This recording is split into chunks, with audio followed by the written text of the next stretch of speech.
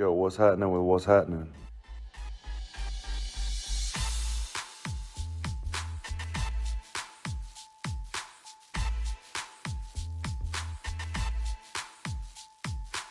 Welcome to What's Happening. I'm Brad. I'm Fred. It's the show we talk about what's happening. What's happening with you, bro? Not much chilling, man. Just went to Ohio this past weekend for my best friend's bachelor party. Sat back, kicked it, got faded like I was in high school. Not high school, college, but yeah, that shit was crazy. Yeah, throw out the legal disclaimer. I was 18. Yeah, 21, shit. Nah, I'm just saying, I wasn't planning on having no hangover. I was sticking to my guns, and then somebody, bought the bachelor a round of shots for the party, and then somebody else, and there you go, two different drinks that you're not drinking, mixed into what you drinking, and yeah. Next thing you know, you drinking. I'm done. I'm going to bed. It's a wrap. I'm old. I was drinking. So this beyond me. Oh. Shout out to HaHa Davis, man.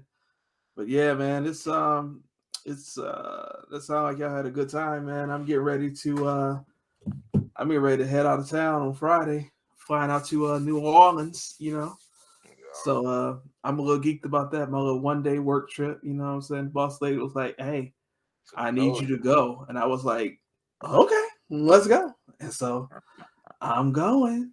And Mardi Gras. I want to go put that part out there, but you know what I'm saying? All right, so story time with your boy. We ain't did story time with your boy in a minute. But so all right, I travel sometimes for work. Like I just told y'all, my boss called and said, "Hey, I need to. We got this project that we need done in New Orleans.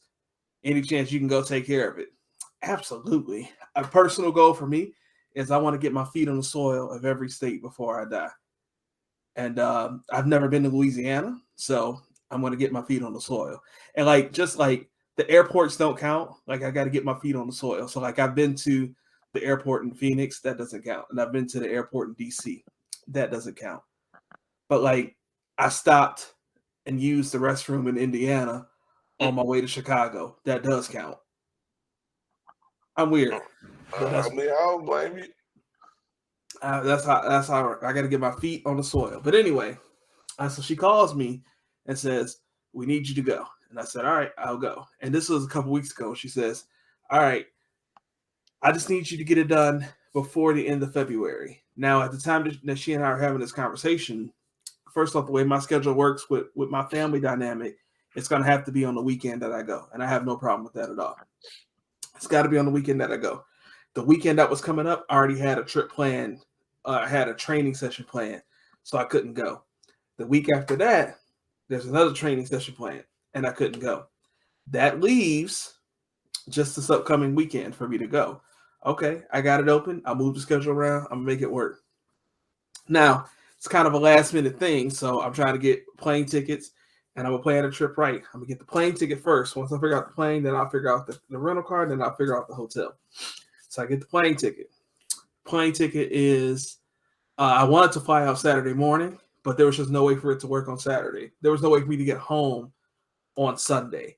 It was either get, if I would have flown in Saturday, I would have had to get back to the airport within like 2 or 3 hours. It just wasn't going to work out. It was just impossible. So then I'm like, okay, let's go ahead and head out on Friday. So I get the plane, figure out the Friday flight. It's a little earlier than I wanted it, but whatever. It is what it is. Got my Friday flight. Boom, right? Get the flight booked. I take the cheapest ticket possible because it's the last minute. Got to make sure I keep the, keep the expenses intact. Right. So then I go and get a rental car. It doesn't really matter. I'm not carrying a bunch of stuff. It's just gonna be a car for me to use for 1 day. Doesn't matter to me. I'm just gonna go ahead and just get a car that's gonna be a decent price. It's gonna be comfortable. Get that. Then it's time to get a hotel room. And we have a dollar limit of what we're allowed to expense per night for a hotel room, Right. like what the rate can be. And first off, everything is sold out. Everything is sold out. And then when I finally find something that's not sold out, the cheapest room available is almost double the amount that I'm allowed to expense. Right. So I reach out to her and I'm like, hey, this is the lowest price. And she's like, well, you know what? If you got to do it in March, like it's fine. It is what it is. And I'm like, well, listen, like I already bought a non-refundable plane ticket. Right. Like and this is like the company card, you know what I'm saying? So like I've already like that's it. It's over with. And she's like, all right, you know, I wonder if something's going on. And like legit, like if y'all listen to this, well, y'all already heard Fred say Mardi Gras. But like I legit am just not even thinking about the fact that it's Mardi Gras. Like I'm not thinking about that time of year. Again, I've never been to Louisiana for that matter. Yeah. And she's like, you know, you just gotta, it just is what it is. I mean, it's kind of last minute. The client asked us to do this kind of last minute. We weren't prepared for it, so they just have to deal with it because they wanted it done. Right. Okay. And then she texts me back about 10 minutes later, goes, that's Mardi Gras. And I'm like, all right. And so now that's the running joke is between my boss and all the other superiors is that, yeah, we're sending Brad on an all expensive paid company trip to Mardi Gras. Yeah, they all saw it. Somebody else should have took that one. Listen. Any of them could have gone. Again. Listen, never again. But you know what though? I am excited. I haven't been on a plane since right before COVID was declared. Before COVID was declared a global pandemic. Man, listen, I could not get that out there, could I? Man, I'm gonna keep that one in just to make everybody laugh. But I haven't been on the plane since early March 2020. I think March 6th of 2020 was the last time I've been on a plane. So it's been almost 2 years, bro. I'm a little excited just for that piece alone. But and y'all ain't got to worry about it. We still gonna get you your what's happening on time. 6 a.m. every Wednesday talking about something new. And I'm excited for what we got going on in March. I'm not gonna tell y'all just yet. But after this week's episode, I mean, I hope y'all enjoy every episode. But I'm real excited for what we got lined up for March. And March it's important that I say it's March. So that's a little bit of a clue of what the theme is going to be about. But before we talk about March, let's talk about what we got going on. So last week, we really, kind of unpacked our thoughts on Joe Rogan and, what that situation was looking like. And then, the week prior to that, we talked about the Brian Flores situation. And time again, as these different scandals or stories or news articles or what have you, as these different things come up, it requires you to review your standing or your feelings on a person or an entity. It makes you rethink stuff. One thing that the internet has done is, and rather the axis of the internet is that we know so much about so many people, and you see the things that you aren't supposed to see. And now, I guess what we want to crack into is how do you deal with that, right? How do you deal with learning things about, unsavory characters or people that you may have admired or loved or people that inspired you, and then you learn that they've done something or they've said something or they've taken a stance, and it's just like, ooh. And I guess what we want to call it this episode is, how do you separate the art from the artist, or do you separate the art from the artist? And what really inspired me to really take the conversation down this path is Kanye West, bro. So for me, I have been unapologetic for years. I will tell anybody that Kanye West is my favorite rapper, period. And you take Kanye West's body of work, you can take, for me, you could take his first 3 albums, College Dropout, Late Registration, and Graduation. And to me, you could take his 3 albums and you could put it up against anybody else's 3 albums, any 3, and Kanye's gonna win. I see your face like, that's kind of a spicy take. Kanye for me, that's a whole nother episode. I'm gonna leave it alone. Kanye, what I'm saying is that I don't want. I know. But what I'm saying is that, so like for me, when it comes to hip hop, Kanye is the GOAT, right? And I will tell and I always say, like, if you want to say like what he's done the last, whatever time period kind of takes that away, fine. Kanye from 2003 to 2012, you ain't touching him as far as I'm concerned, right? But how do I deal with that and then deal with the things that he's done, the things that he's become, right? You'll get into it here, but you are, since the day I've known you, you're a massive fan of R. Kelly. Love that man's work. How do you separate his art from him, and or can you separate his art from him? I most definitely can. Okay. You know what I mean? Because it ain't had nothing to do with me.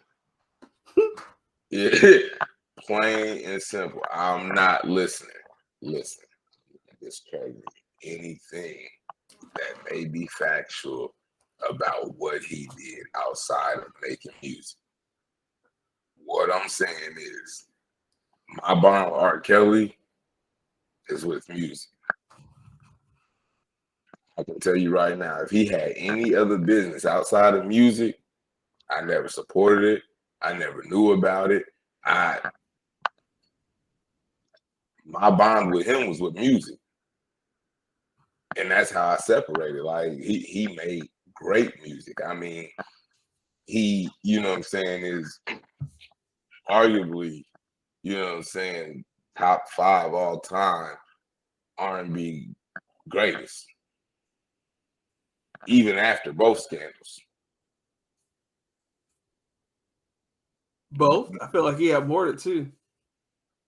I mean, only 2 that I know he went to trial behind. Okay. That's what I'm going. That's why I say, like, it has nothing to do with me. I don't put anybody in a box, or until they put themselves in it. You know what I mean? So, like, for you to say, like, oh, well, I feel like he had more. Ain't got nothing to do with me to feel like or anything. You know what I'm saying? I'm not gonna be this man's judge. I don't feel like that's my place. You know what I'm saying? My place is to take what I like, if that makes sense. You know what I mean? Like, I take from what I need from it.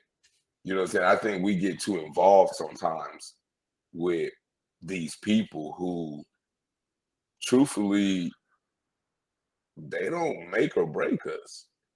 I mean, yeah, we could be influenced by them, but in the same token, if you're going to say we influenced by them, or they lead our culture, or whatever you want to try to say, I'm just going to go to the old saying, so if you jump off a bridge, you going to jump too?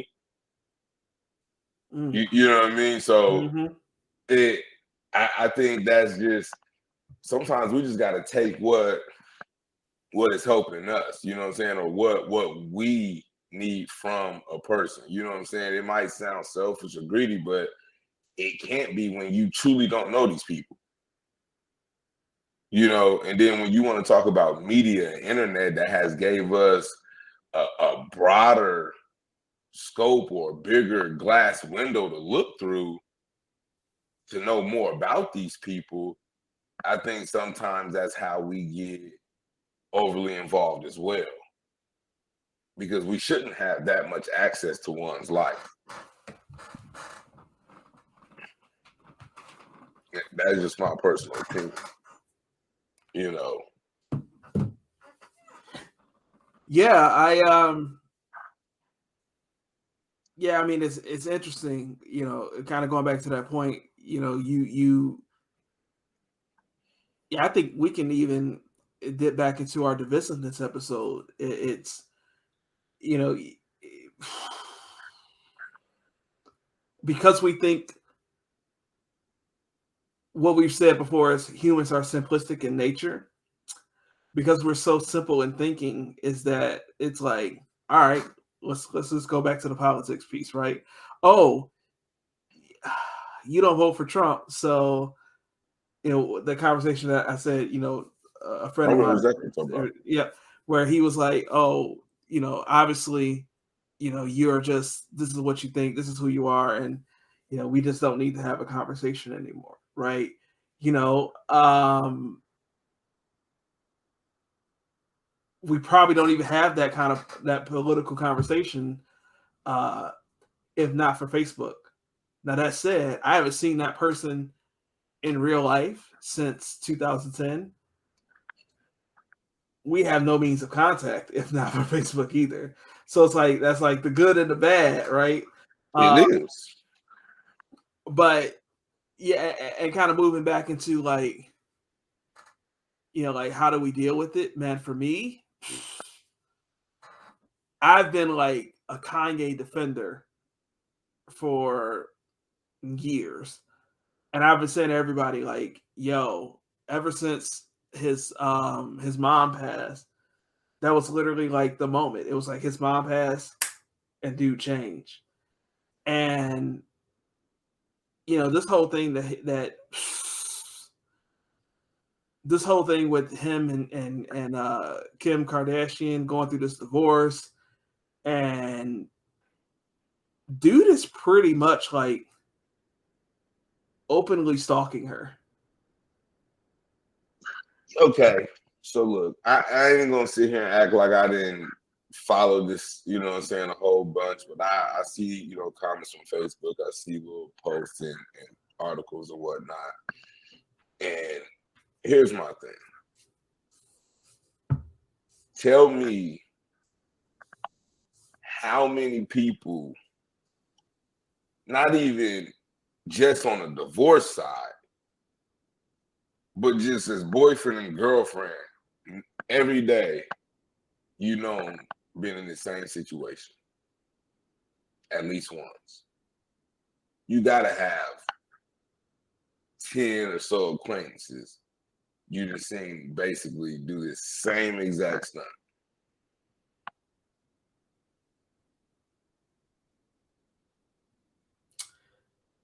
Not to the degree at which money makes the difference in that. That's it. And see, that's why I say we're overly involved with these people. You know what I'm saying? We don't have the type of money to move next door, you know what I'm saying, at the drop of a dime, or buy a neighbor out of their house if that's what it took. So we can't say that. But here's my thing. You're a married man. Right? Yeah. You got 3 kids? 4. If right now you and Steph split, get a divorce, how close do you want to be to your family? Very much. I'm just, you know what I'm saying? How much will you try to still be influential, you know what I'm saying, in the decision that's made into your children's lives? I'm in there. So my kids, yeah, I see what you're saying. So, but because of the manner that he's doing it in, and because of the publicity that he gets for it, he's crazy. But Right now, it's a girl right now that's about to get her taxes, been trying to get rid of her dude since December 30th, and he still ain't gone. But he's not stalking. You gotta bring the taxes into this. I mean, I'm just saying though, with or without the taxes, it's somebody been trying to get away from they man. You know what I'm saying? For the last 3 years, I done heard women talking about I done left state, I done left my house, my family, trying to get away from him, and he still finds me. But so here's the thing, like, because I see what you're saying, but going back to what I was saying earlier, you know, saying, hey, Kanye's been like this ever since his mom passed. Absolutely no disrespect intended. His mom's been gone almost 15 years, if not 15 years. So, like, there's a pattern of erratic behavior involving him, right?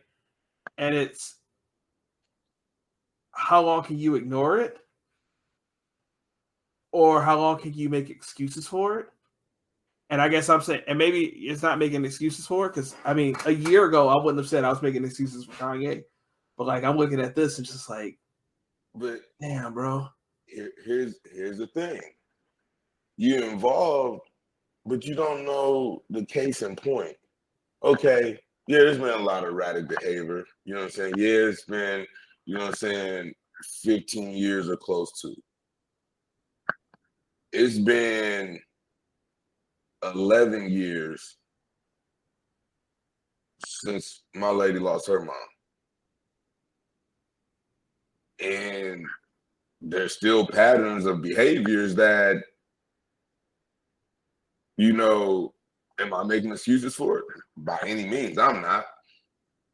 I'm cold-hearted, you know, if most people probably would say, because I feel like where you were believe was going is that, like, at some point you need to do something about it. But how much trauma, you know what I'm saying, do you think he's dealing with outside of just that? You know what I mean? It's not just the erratic behaviors. I think that's how he deals and cope with situations that, you know what I'm saying, brings on whatever that significant trauma is that was kind of similar to the loss of losing his mother, like losing his family. You know what I'm saying?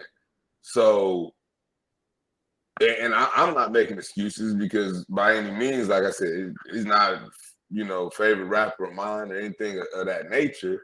But, you know, sometimes I think we just like to have something to talk about. Because if it was us in our situation, we would want somebody to be more trying to figure out why does the erratic behavior keep happening, versus trying to, you know what I'm saying, label me and put me in a box because I keep doing erratic things. But we not quick to help one another. You know what I'm saying? I think that's the issue with it. You know, that's how I can separate the art from the artist. If Kanye is, you know what I'm saying, that person that, you know what I'm saying, helped you, you know what I'm saying, maybe cope or what have you, or for whatever reason, you know what I'm saying, his art is what, you know what I'm saying, you gravitated to. The rest of it, you know what I'm saying, I don't think it's even rightful for us to even have an opinion on necessarily. You know, if you feel like you have to have an opinion on something that's beyond the art, then can you say you can separate the art from the artist? No, you can't. Not everybody can be biased in a situation.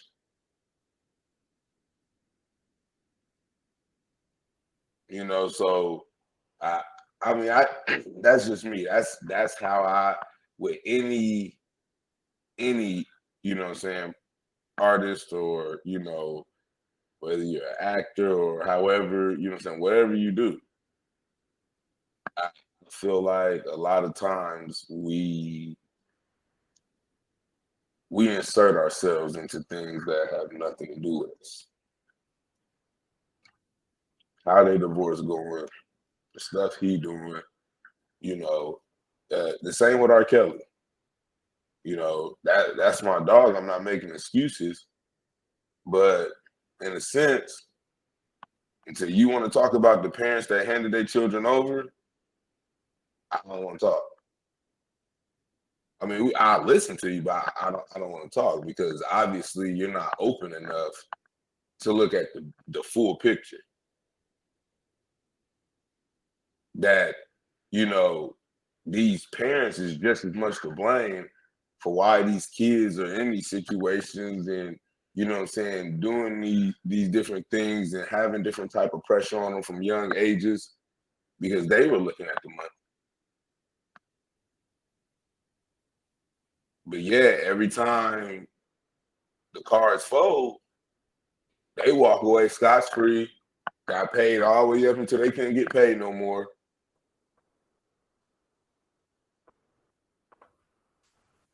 And nobody says nothing. They catching, you know what I'm saying, deals for giving them this person and that person, but how is that fair? And for us to voice ourselves in the situation, staying one-sided, that's not right. And you still have to separate, you know what I'm saying, what he did, okay. What he did is dead wrong. You know what I'm saying? Not gonna sit here and sugarcoat it. I personally wouldn't have took my daughters to him, but I guess that's another story. But it was dead wrong at the end of the day. But I should still, you know what I'm saying, be able to go and look up his music. He shouldn't lose royalties to his music and things he created. You know, or trying to hit him in his pockets because you know, oh, you did this, you did that. But I grew up in the era where I don't know how many times I heard a woman say, I don't care what R. Kelly do to me. Or, well, you need to quit messing with them young girls, so I'm getting him a real one. You wouldn't hear me complaining. But then this stuff here comes out and it's oh, he wrong, he nasty, he trifling, you know what I'm saying? He this, he that, he's evil. I don't think anything you're saying is wrong, but I feel that when people use those whataboutisms, you know, that kind of scapegoats bad behavior. I'm not saying whataboutisms. What I'm saying is call it fair across the board. That's all I'm saying. Don't go after one, go after all. Everybody that had a hand in that. You know what I'm saying? That way, now it probably wouldn't be a thing or something that people try as much because the parents is like, nah. You see what happened to a girl and their mama? It ain't even worth all of that. You know? So, therefore, you know what I'm saying, the same token for him, his managers and them be, you know, hey, nah, I'm not gonna go recruit it. That's what you gonna do, then I'm gonna just go ahead and take myself about this situation. I'm gonna let you know right now. I'm gonna go ahead and let them know. You know what I mean? Like, we won't have this coming back on me later. I'm talking every single person. Because it is more than just him to this. And you're not. And that's what I said. It's not the what about. It's the everybody. Quit playing sides and picking sides and favorites. See, and you're not wrong, but I also feel like there's levels to it. And what I'm saying is that like some things are going to bother people more than others. And so and a person like just naturally, whether it's right or wrong, that's not what I'm trying to debate. But a person in a position of power such as R. Kelly, at a position of fame, I should say, that person is going to garner more attention and therefore garner much more vitriol than the unknown Billy Bob who allow their child to be involved with someone like R. Kelly. And I should say that we're not condemning anybody. We're having a conversation. Y'all know that by now. And I agree, but I do want to stick this point in there that it still reverts back to, you know what I'm saying, the parents. It's kind of like Cardi B said, she don't let, you know what I'm saying, her daughter listen to her music. You know what I'm saying? Mm-hmm. These people wouldn't garner the attention if you know what I'm saying, the people who were supposed to be policing those or keeping it, you know what I'm saying, in the realm of who it's intended for, that will also help. Does that make sense? It makes sense, but what I'm saying is it's just not equal. And I mean, I guess because that's life. Ain't nothing equal, huh? That's what we've been fighting for forever. Yeah, there you go. But when you have like what I still have it in my Netflix queue. I haven't watched it yet, but there's that Surviving R. Kelly, and I don't know how we made this an R. Kelly podcast. He's just the example that we're using. But I remember like that Surviving R. Kelly series that was on Lifetime. I know it's on Netflix. It's in my queue. I'll watch it one day. But there was how many girls in that series sharing their stories? Sure, I didn't really watch it all. I ain't gonna sit here in front. It might have been. I want to say. I feel like it was 16. I was gonna say 9 or 16. It was like them two numbers and just two was the two set numbers like that. And so when you look at like that many people being impacted over that amount of time, like at some point, I mean, yes, like if it's 16 people, then you know there's 16 parents and or 16 sets of parents that need to be held accountable. But those 16 parents or sets of parents lead to one monster. And that's the thing. So it's like, we'll say like, yeah, we need to all come after them. I can't tell you the name of none of these girls. That's the other thing too. I can't tell you the name of none of these girls that were impacted. I can't tell you the name of the parents of any of these girls that were impacted. But I can tell you the name of Robert Kelly.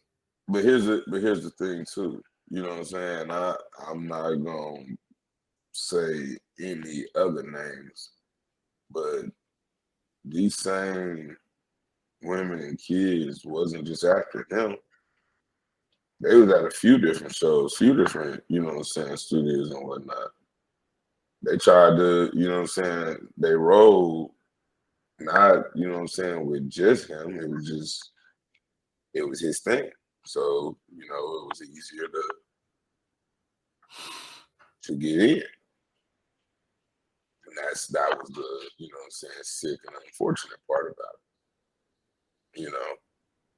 But as we know, he's not by himself. You know what I'm saying? He's definitely by himself. He's definitely not by himself. So I mean, he's just the one that got caught. You know what I'm saying? But at the same time, I don't think it should be And this is all artists, you know what I'm saying? Bill Cosby, Mm-hmm. Kanye, you know, hell, just all of it. I mean, even when, you know what I'm saying, Chris Brown and Rihanna was going through their situation, you know what I'm saying? Like, you can say what you want, but they was young. Where was the ones that should have been guiding and influenced? You know what it really is? That culture. Mm-mm. It's really, as humans, we can find the reasons to make excuses for people that we like. If we like them enough, we'll make excuses for them. So we've shared this before, right? But I'm a nerd. I like wrestling, right? And I'm gonna tell a little wrestling story. Y'all stick with me. I'm gonna make it make sense. If you are a human, you probably know the name Stone Cold Steve Austin. He's one of the most popular That's my wrestlers of all guy. time, right? That's your guy, right? Me, I don't care for Stone Cold. I should make this a video. Fred's face is like, bro, you tripping. Here's my thing. All right. He I'm was being that guy. rock with me for a minute. Here's the deal. In case you didn't know, breaking news right here on What's Happening. Wrestling is scripted. Right? Okay. So Stone Cold never put people over. And what I mean by putting people over, he never took a loss that elevated a new star. Anytime he took a loss, it was made to look like they shouldn't have won, or it was by somebody that was established, so he didn't lose any credibility and he didn't help anybody grow, right? And that's the way wrestling works: is you get your time in the spotlight, and then you start to give stuff back, so that way it keeps going. All right. Always just kind of never really rock with him for that reason. And then he was married to Deborah. If you're a wrestling fan, you may know who that was. He was married to her in real life. They had a situation. Wasn't she with the Big Balboski? Maybe she was. No, she was rocking with Jeff Jarrett. Jeff Jarrett. Jerry Lawler used to come out, and when she come out, Jerry Lawler was like, "Puppies!" talk about her breasts. But they were married in real life, and then she had to press charges or something to that effect. He was slapping her around, like they had an argument. He got physical with her, and then shortly after that, they divorced. Right now, this is like 20 years ago that this happened. Right. Already didn't really rock with him on the wrestling side. So once that happened, I'm just like, man, whatever. Like nobody, but like if you listen to wrestling, if you watch wrestling, it's, oh my God, Stone Cold, he's the greatest, he's the biggest star ever. He saved the WWF when it was about to flounder, right? Nobody talks about that piece. Now, obviously, murder is more egregious than domestic violence, right? So kind of a bad comparison, but to stick in the wrestling, stick in that wrestling world, Chris Benoit, if you guys know that name, he was supposed to show up for a show, didn't show up. The next night, it's announced, the next day in real life news, it's announced that he, his wife, and his son have been murdered. And they had like that was a Monday night. They had like a whole thing where they did tributes to him, honored him, blah, blah, blah. The very next night, they're filming their next show. And by the time the next day comes, it's come out that this is actually a murder-suicide. He killed his wife, he killed his son, and then he committed suicide himself. And they haven't mentioned that man since that day. Damn. They literally came out the next day and was like, we've learned this, like, we're done with it. His name has not been mentioned ever since, right? So, and again, I know murder is obviously more egregious than domestic violence, right? The point that I'm making is that the greatest, the most important superstar ever his little aggression, oh, we just gonna slide that up under the rug. I mean, even I'll stay in the wrestling piece, a whole tirade of Hulk Hogan came out pulling a Joe Rogan like 6 or 7 years ago, just N-word. He had like a Legends contract with the WWE, and they was like, nope, we're done with that. Slowly but surely, they started ingratiating him back in. Oh, people forgot he said the N-word by now, right? Mm-hmm. So again, like, we can figure out ways to make excuses and make stuff work for the people that we like. And that seems to be, how we operate. For example, me, right? I just got done talking about how Kanye has clearly had erratic behavior, but I've been defending him because his mama died. He's still the greatest rapper of all time. Like that's me. That's who I've been, right? Absolutely. We make it. We find ways to feel comfortable, right? I mean, even with our politics, right? I know some people say, I don't like Donald Trump, but his policies, it just kind of works for me. I know he's rude. I know he's brash. I know he's an asshole. I've heard people say that all the time, but like, I like his policies, right? And so we find ways to deal with the things that we don't like,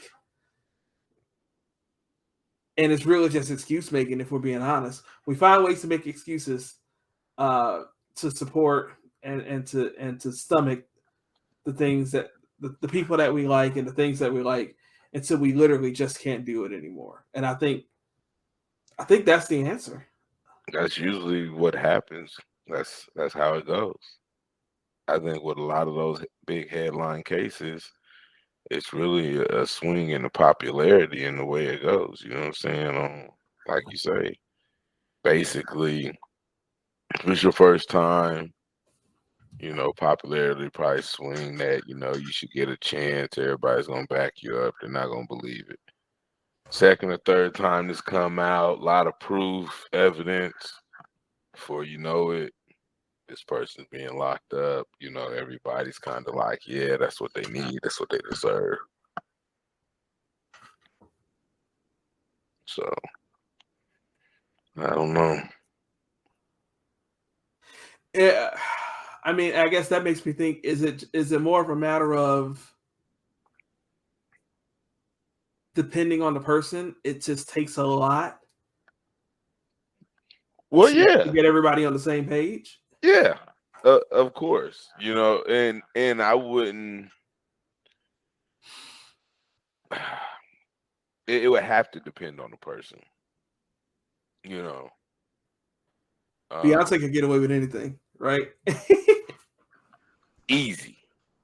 You know what I'm saying? Like it's almost like MJ. You know what I'm saying? Like it. You know what I'm saying? MJ. I mean, as far as we know, at least nothing stuck ever. Yeah. So you know what I mean. So something to say, and I mean and you want to talk about erratic behavior, but it was MJ. He had a rough life. Childhood, was rough growing up with his dad. Yeah. He was abusive. So that's why he does it. No, it's because it's MJ. That's why he does it. And we're going to back him up no matter what we got to say, because he's one of the greatest of all times. Hold on. Whoa. Hold on. Two things can be true. You can have people that are like saying that are just, that are standing for their artists or actor, whoever, right? But then it could also be that in our community, we're really only beginning to acknowledge the importance of mental health over the last, 5 years, maybe? Not even? Give or take, yeah. So I do think that could be true. That I think, looking back in hindsight, it's easy for us to say that the for Michael Jackson's the way he grew up played a role into the person that he became. I mean, being a star as a child, it doesn't seem like that's healthy for anybody. Growing up in abusive households, we know that doesn't help anybody. Just more excuse. But is it an excuse in that sense? You just said it. Yeah, I mean, it really is. Like I'm just saying. I was agreeing with you that we make excuses for people we like. I agree with you. And then you just displayed it. I brought up MJ. And out of nowhere, you gave a Class A argument on why you about to take this thing to trial for MJ. Well, no, my point is, I guess I don't have a point. I guess my question is, what line is it between acknowledging mental health and making excuses? Like, where's that line? Or is mental health a perfectly acceptable excuse? Not if you're not gonna get help.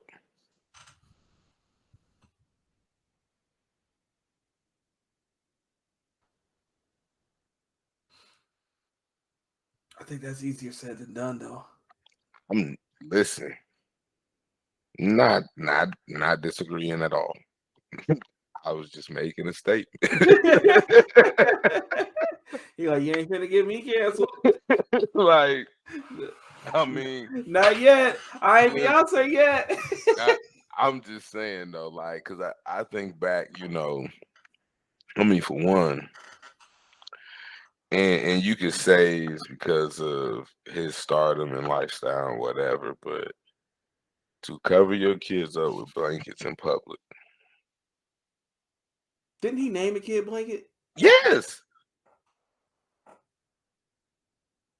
But that's off topic. He was out in Paris hanging one of his kids over the balcony like this, just playing. And like it wasn't like he was doing it like he was gonna drop him, but it's still for anybody, it's like anything could happen in that moment. Yeah, man. That's not something but it's Michael. You know, he built an amusement park and he got to have exotic animals, and so it was just another thing he did. And I wouldn't say it was off subject, because like I said, we're just talking about erratic behavior and just different people, different stars who essentially came from some sort of trauma and did different things and had different outcomes. And we embrace and accept each and every one of them differently. And when we're tired of them, we cast them away. Or if they're not serving us no more purpose. Or their error that they had, you know, is kind of up there in age and is not really following with the times. So you don't have the support that you had once. You know, like you said, you get your time in the light, and then you help somebody else come up through.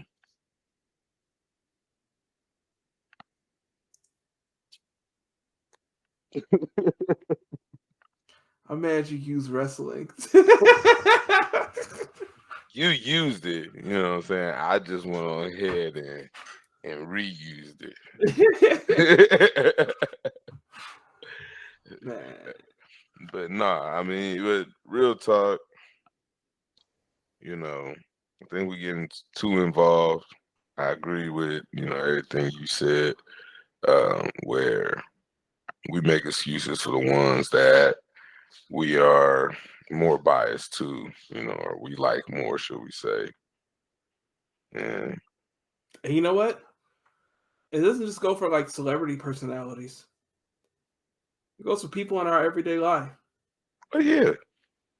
We do this with pastors, with sports stars. You know what I'm saying? When if you're a jock in the high school, or you know what I mean. People do this for their kids. Yep. They do it for their spouses. They do it for their siblings. They do it for their parents. Right? Listen, if you are a person, I'm going to just say this right now. If you're a person and you got a family member that you know has said some racist things, and you're like, they're just old, they don't understand. You've made an excuse, and therefore you have enabled them to be racist. Ooh, I may have pinched a couple nerves. If you got an uncle or somebody that is abusing alcohol or abusing drugs, and when I say abusing, you know what I mean. If I struck a chord with you when I use the term abusing, you know what I mean, right? Because I'm not judging what nobody does with their personal life and what they want to do with their body. But if you make excuses instead of telling that person, hey, like I think you need some help, right? Or they just like to party, you know, they just like to have a good time.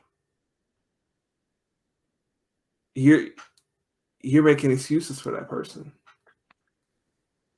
You know, if you know if you know that there's a man beating on his wife, or if you are a wife and you're letting a man beat on you, he just gets mad.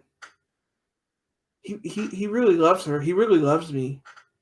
You're making excuses for that person. And listen, like, I'm not saying these things with the intention of attacking people that are dealing with these things in real life. But I'm calling a spade, absolutely. And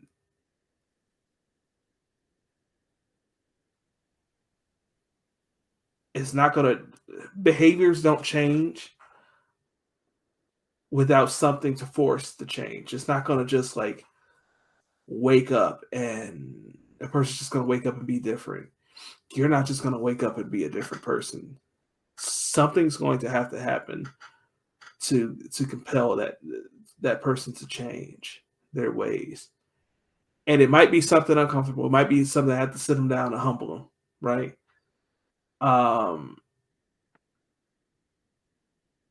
But something has to happen. Like, and the first step of accountability is calling out what's wrong. And that's really what it comes down to is, listen, if I do something wrong, tell me about it. It might hurt my feelings. Be all right. But there's accountability. There's love and accountability. You know, if you love me, you want to see me do better, you're gonna tell me, yo, this is what you need to do better. I don't think this is a good look for you. I don't think this is what you need to be rocking with. I don't think this is what you need to be doing. Right? Because trust and believe. But I think you can do something differently. I'm gonna tell you. And I don't mean to be a jerk about it when I do it. It's not my intention, but this is how we're gonna do it. I mean, and I don't really necessarily know how we landed here, but don't make excuses for bad behavior from the people you love or the people you know. Because that's a big thing that divides us as well.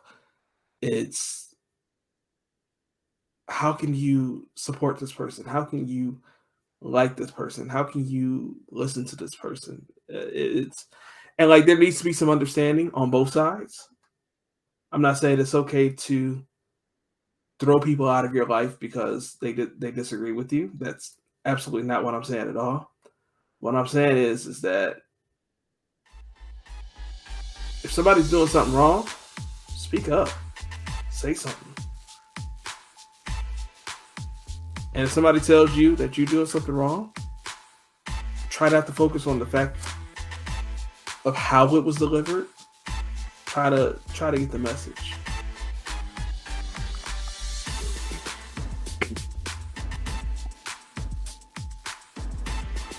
I think that's all I got, bro. Yeah. Sums it up. So, y'all know what to do. Follow the show at What's Happening on all socials, Facebook, TikTok, Twitter, Instagram. You can follow me at Archbishop Swag on all the platforms. I'm probably not going to accept your follow requests on Instagram. But you can follow me. I appreciate you following me. I mean, you can hit the request. I appreciate the request. And then you can follow Fred at Mr.Humble_beginnings. I know his social better than he do. And if you like what we do, share the show with a friend or family member. Let them know about us. Leave us a 5-star rating in your podcast app. Help us to continue to grow this show to get more followers. Engage us in conversation. Use the hashtag What's Happening on any social media platform. And we out. We're going to be back next week. We got some good stuff coming up for the month of March. I'm excited for it. I hope you guys enjoy it. I hope you guys continue to enjoy the show. We appreciate y'all continuing to listen to us, rock with us, and we will see you then. Peace.